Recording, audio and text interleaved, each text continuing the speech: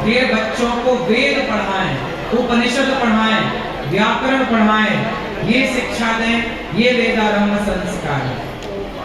अभी तक बच्चे आपके सामान्य भाषा पढ़ते रहे, अब वेद पढ़ेंगे। ये वेदों का ज्ञान, उपनिषदों का ज्ञान, पुराणों का ज्ञान अर्जित करना, वो ज्ञान जिस ज्ञान से अज्ञान मिटता है, वो वेदारंभ संस्कार।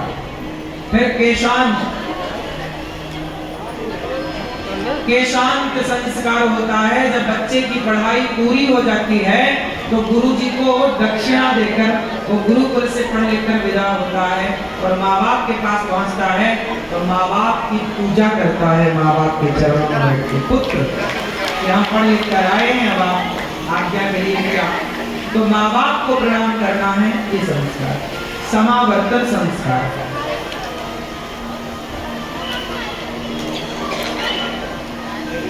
जब बच्चा पढ़ने गया ना तो केशांत संस्कार, स्कूल में भी मुंडन होता है, जैसे गौरी गोपाल गुरुकुल में बच्चों का मुंडन हुए, केशांत संस्कार है मुंडन। फिर समावर्तन संस्कार, समावर्तन संस्कार जो पढ़ लिख कर गया तो माँ बाप को प्रणाम किया। फिर इसके बाद जब माँ बाप को प्रणाम किया तो माँ बाप बोले पढ़ लिख गए हो, चलो विवाह कर लो। तो फिर माँ बाप किया कैसे विवाह, तो विवाह संस्कार जिसे पाणी ग्रहण संस्कार भी कहते हैं। विवाह में कौन सा संस्कार होता है, या ये कौन सा संस्कार है, विवाह कौन सा संस्कार है? 16 संस्कारों में विवाह कौन से नंबर का संस्कार है? 15वां संस्कार विवाह और 16वां संस्कार क्या है? अंत्येष्टि। जब आदमी मर जाता है तो उसके सिर को ओढ़कर घी भरा जाता है चिता पर, उसे अंत्येष्टि कहते हैं, कपाल मोचन क्रिया कहते हैं। वही संस्कार 16वां संस्कार है। मतलब हमारे यहाँ जन्म लेना भी संस्कार है और मरना भी। ये है सनातन धर्म। हम जन्म से मृत्यु तक संस्कारों के बंधन में बंधे हुए होते हैं। हम मुक्त नहीं हैं, हम बंधन में बंधे हैं। आज के लड़का लड़की मुक्त होना चाहते हैं, इससे मुक्त। पतंग कहे कि यार धागे से मुक्त होना चाहती हूँ, पतंग कहे कि मैं धागे से, यदि पतंग धागे से मुक्त हो गई तो क्या पतंग टिकेगी?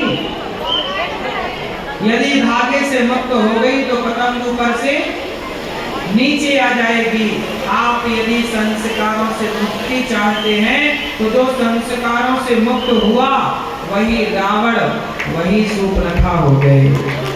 ये दोनों भाई बहन संस्कारों से मुक्त हो गए, बंधे। रावण कहता है सीता मैया को चुरा लाया साधु बनकर।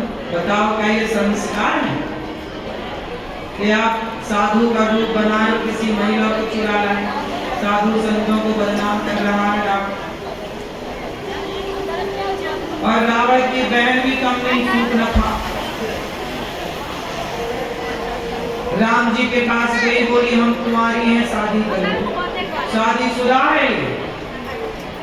शादी के बाद इसके पति का नाम है विद्युत जिह्वा, शूर्पणखा के पति का नाम।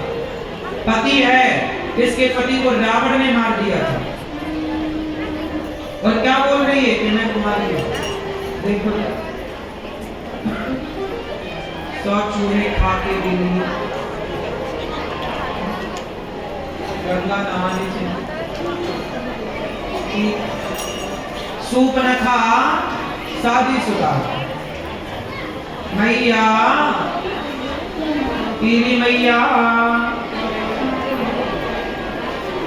जा रही हो मेरी माँ, जा रही हो, जाओ टाटा, आना जल्दी है, गुस्सा तो नहीं हो गई? शूर्पणखा में ऐसा बोल दिया,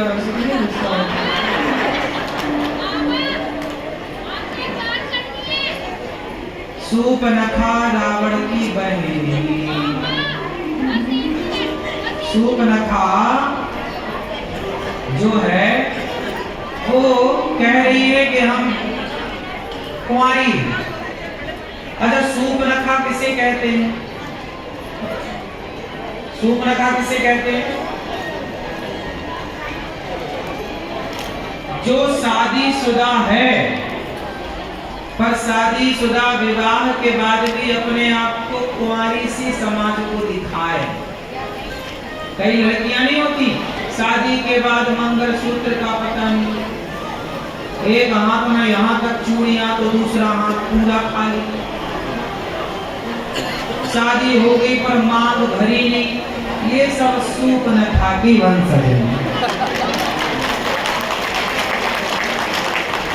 विवाह के बाद विवाह के चिन्ह ना होना। सूर्पनखा यही तो है शादीशुदा, पर बता क्या रही है कि कुंवारी है।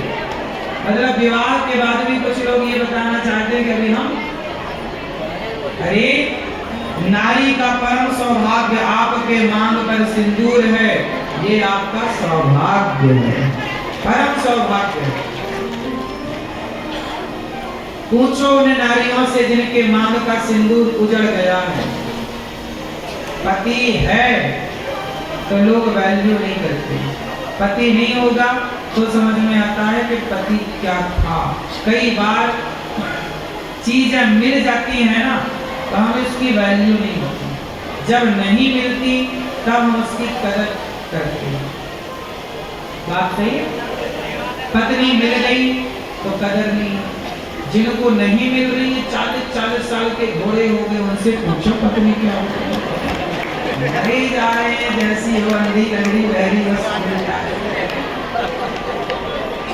लोग तो खरीद के लिए आ रहे हैं, 1-2 लाख भैया ले ले बस दे दो पत्नी।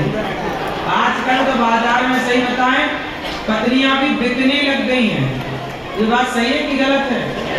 हाँ, आजकल तो मैंने सुना है, देखा नहीं मैंने, सुना है कि आजकल ना 1-2 लाख में एक आदमी मेरे पास आया था, तब से मेरे को पता चला।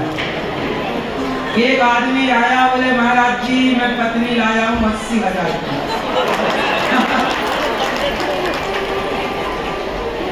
लेकिन थोड़ा गड़बड़ हो गई।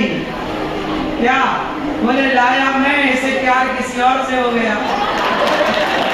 मैंने कहा था लाया ही था तो थोड़ा ब्रांडेड ले आता, थोड़ा और महंगी वाली लाता। ये सच्ची घटनाएं हैं, बोला मेरे से प्रश्न। तो तब मुझे पता चला कि भाई 80,000 1 लाख में भी पत्नियां बाजार में, क्योंकि आप तो रहते हो संसार। बताओ ये बात सही है कि नहीं है? पैसे दे के पत्नियां बाजार मिल रही हैं, आप सब कह रहे हैं कि मिल ही रही। देख तेरे संसार की हालत। आजकल बताओ बाप अपनी बेटियां बेचने लगते हैं। भाई कौन बेच रहा? जो खरीद के ला रहे हैं वो कौन बेच रहा होगा? भाई बेचने वाला कोई तो व्यापारी होगा, क्योंकि व्यापारी ना होए तो फिर ग्राहक अकेला क्या कर ले? दोनों से चलता है, व्यापारी भी होगा और तो ग्राहक तो चलो समझ में आ रहा है कि ग्राहक तो बहुत है, क्योंकि हो ही नहीं रही है। लेकिन बात ये है कि व्यापारी कौन है, कौन कर रहा है लड़कियों का व्यापार? ये प्रश्न चिन्ह है। कौन है वो बाप ऐसा जो अपनी बेटी को बेच रहा है 1 लाख रुपए में, 2 लाख में, 4 लाख? ये प्रश्न है। इस प्रश्न का उत्तर मेरे पास तो है, पर समाज की ये आईना है, ये दर्पण है कि देखो आप इतने विकसित हो गए, इतने विकास में चले गए कि आज इंसान यहाँ लाख 2-2 लाख में बिकने लगते। बाप कैसा बाप था जो बेटी को पाल पोस कर बड़ा करता था, सम्मान के साथ कन्यादान करता था। सोचो कि अब ऐसा पिता जो बेटी को 1-2 लाख बेच दे, ऐसा पिता ना हो जो बेटी को बेच दे। क्यों?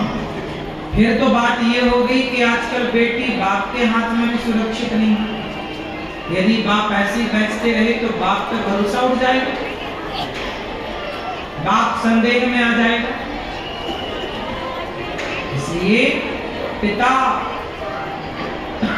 संदेह में ना चला जाए, इसलिए हर पिता को अपने पिता की गरिमा को बचाए रखनी चाहिए।